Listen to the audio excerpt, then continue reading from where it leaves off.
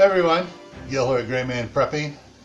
On today's episode of Your Prep for Today, I want to talk to you about canning supplies. We're halfway through, actually, we're about halfway through spring, maybe a little more, and we're coming up where we're going to start getting stuff out of the garden that we're going to need to can. So you need to think about and do a audit of your canning supplies. Find out what else you're going to need to be able to can all the food you're going to be growing this year.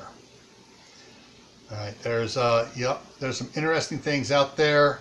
I don't want to put down any particular brands, but I am going to highlight one brand, and that is Superb. They now have an American-made jar, and it's a lot tougher than the current name brand jar out there.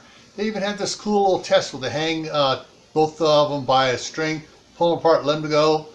Guess which one does not shatter? It ain't the name brand one. So think about upping your canning supplies. If you need to get a new canner, get a new canner.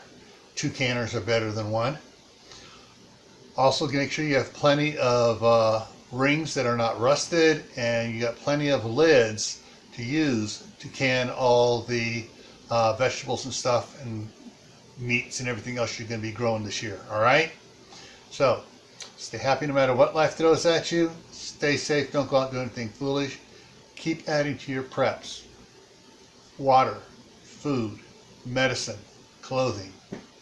Learn a new skill like canning if you don't know how to can. Great skill to learn. And grow an indoor garden. Yes, you got your outdoor garden going, but sometimes you want to grow something indoors so it doesn't bolt in the heat, like lettuce or something that's really easy to grow indoors, and other herbs and stuff too, because you really want to have some healthy food for your family.